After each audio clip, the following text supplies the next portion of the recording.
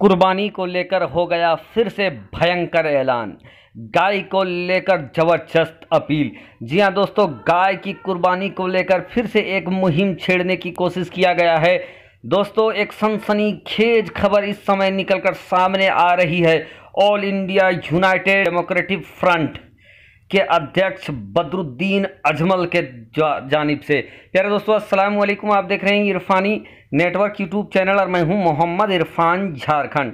बदरुद्दीन अजमल भारत में मुस्लिम नेताओं में से एक बदरुद्दीन अजमल असम से सांसद भी हैं और all India democratic United front के अध्यक्ष भी हैं।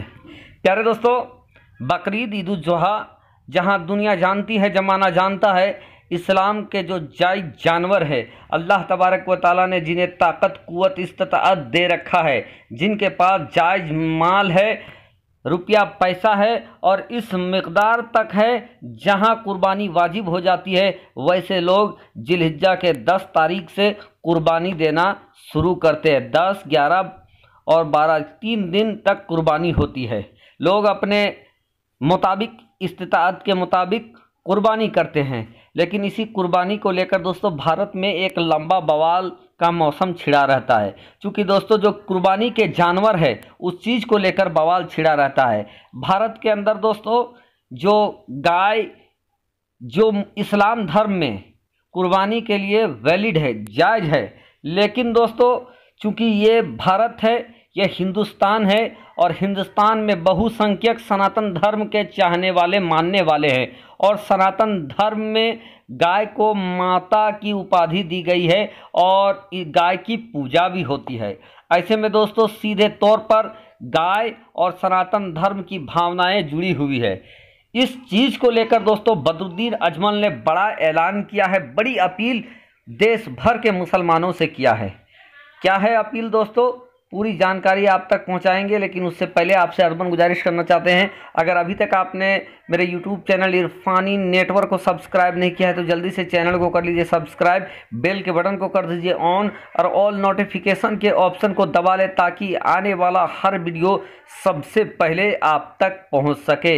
ईद उल जुहा, जिसे दुनिया जमाना बकरीद, कुर्बानी के नाम से जानती है। दोस्तों, अल्लाह के नबी हज़रत इब्राहीम अलैहिस्सलाम की एक अजीम सुन्नत और अल्लाह तबारक व तआला को ये कुर्बानी इस कदर पसंद है कि दुनिया भर के मुसलमानों के लिए इस कुर्बानी को और इब्राहीम अलैहिस्सलाम की इस सुन्नत को ज़िंदा रखने का हुक्म दे दिया गया है और मुसलमान कुर्बानी करते हैं। लेकिन गाय का मामला भारत में आकर फंस जाता है।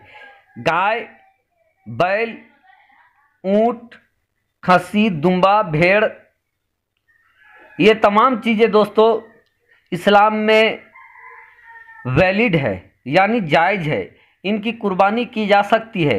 लेकिन चूंकि भारत में हम और आप रहते हैं और भारत में बहुसंख्यक हिंदू समुदाय के लोग हैं, सनातन धर्म के मानने वाले लोग हैं, ऐसे में दोस्तों वो सब गाय को अपनी माता समझती हैं।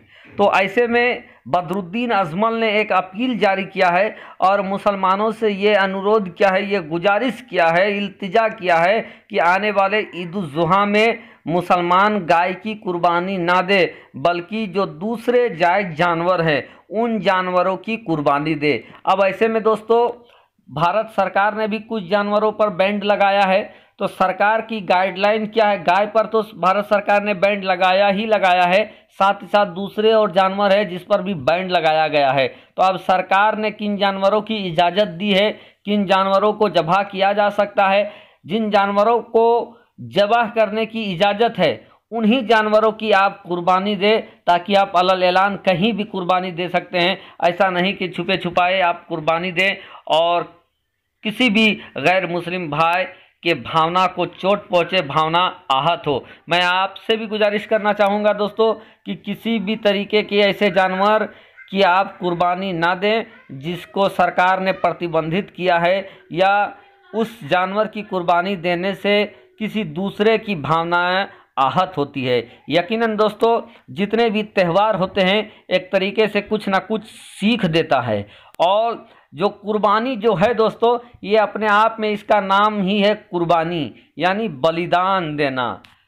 और अगर हम अपने बहुसंख्यक भाइयों हिंदू भाइयों की भावनाओं को देखते हुए अगर हम बड़े जानवर के जगह अगर छोटे जानवर की कुर्बानी करते हैं दोस्तों, यकीनन चूंकि ऐसा भी मामला है कि जो बड़ा जानवर होता है उन जानवर में 7 हिस्सा होते हैं, यानी 7 अलग अलग लोग मिलकर एक बड़े जानवर की ही कुर्बानी कर सकते हैं।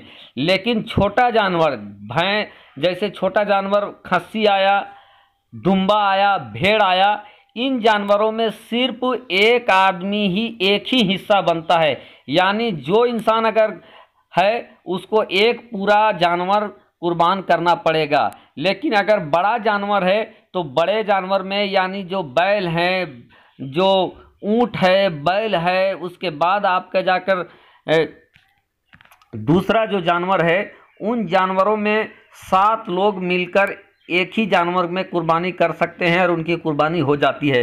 तो ऐसे में दोस्तों छोटे जानवरों की कुर्बानी करना महंगा है, लेकिन महंगा होने के बावजूद दोस्तों अगर आप इस चीज़ को अफोर्ड करते हैं तो इससे कहीं ना कहीं लोगों में अच्छा संदेश जाएगा, हिंदू मुस्लिम एकता आगे बढ़ेगा, लोगों को ये भी समझ में आएगा कि नहीं, मुसलमानों ने हम लोगों की भावनाओं को सम्मान में रखते हुए उन लोगों ने ज़्यादा अफोर्ड किया, ज़्यादा खर्चा किया, लेकिन उन लोगों ने गाय या बैल की कुर्बानी नहीं दी। अगर गाय या बैल की कुर्बानी दी होती तो 7 लोग मिलकर एक जानवर को आसानी से खरीद सकते थे और कम कम पैसा लगता। लेकिन हिंदू भाइयों की भावनाओं को देखते हुए उन्होंने छोटे जानवर, भेड़ हो गया, बकरी हुआ, खस्सी हुआ, इन चीज़ों की कुर्बानी दिया है और ऐसे में ज़्यादा मुसलमानों को पैसा खर्चा करना पड़ा। लेकिन मुसलमानों ने हिंदू भाइयों को देखते हुए ये काम किया। ये अपने आप में सराहनीय काम है दोस्तों, ये अपने आप में बलिदान का काम है।